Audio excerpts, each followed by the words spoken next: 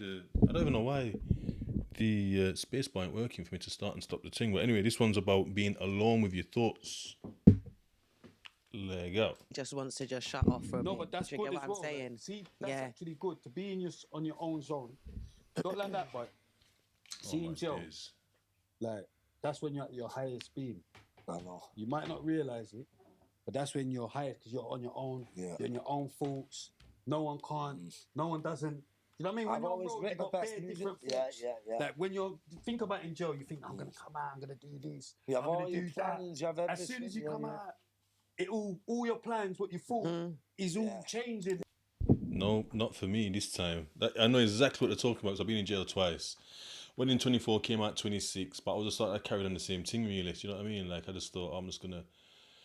I didn't really want to, but I didn't have a plan. I didn't know what I was gonna do. Obviously, this time I went in. Clock started ticking over, as I've said millions of times before, and ended up going to the therapeutic community in Dovegate through my boys that I met in there, trying to get it into my head about it's easy jail going there, and it just turns out to be the best decision I've ever made. But through doing all this therapy, all this talking, things started to click, and just not even talking, like listening at first, listening, and then me starting to talk, and then questioning me about certain things, and then me answering those questions, and then if I'm close to it, well, they'd repackage what I said, so they'd actively listen and then paraphrase and summarize back to me and make sense of what I've said, which I never knew. And then if I thought I was onto something and I was going down a wrong path with it, they'd be like, well, maybe, and pull me up, and then we go a little bit this way. If we're talking about certain things, they won't let me just keep tangenting on. They'd bring me back to stay on this path. They won't let me tangent on again on another one. They bring me back. So it's learning to stay on the subject and not just go left, right, and centre. So just to talk for talking sake, almost, it was to stay on the subject. From there, almost, yeah, and then just thinking about things and then relaying it back, and if it's right, and then talking about certain things that I struggle with, and then getting advice, and then going out into the world. And when I say the world, I mean like the wing and the jail. Do you know what I mean? Testing out this advice when the occasion arose, and then relaying back like how I felt and this and that. There'd be witnesses there. Oh, I seen that happen. I didn't know that. You look confident and this and that. And then building myself from there. Like, oh, okay, like it is working. I am doing the right things here and there. Like getting praise where praise needed, and getting like not told off, but getting corrected. Which feels like you're being told off if you're not doing something right. You feel like you're doing something wrong, but it's not looking at it like that. Changing the perspective on things like that. What else? Then there's going to the library all the time, getting things sent in, buying books, getting books sent in, reading up more, broadening my knowledge on the theory, and then like applying the theory in my life, whether it's with myself or working with others. Yeah, and then towards the end, what they like you to do, you don't have to, but they like you to be able to write down what you've learned or how you're going to go forward, and they call it a relapse prevention plan. And I'm like a see it and I can do it kind of thing. So whether it's like something physically, like someone talking about these press up knee slaps, I didn't know what I was talking about, never heard of it, couldn't work it out. He showed me, I tried it, did it. Do you know what I mean? Never knew I could even do it. What else?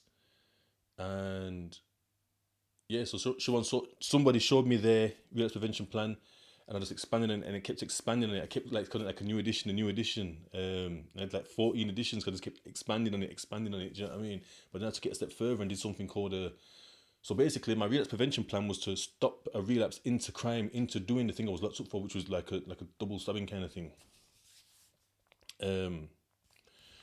So it was looking at all my past, and then like explaining what happened in my past, where I've developed this behaviour and this view of the world, what brought it about on the TC, how it was challenged or how I challenged it, what I did to challenge it, and then what I will continue to do going forward. And it's to continue to do forward, which is the stop the relapse of this crime.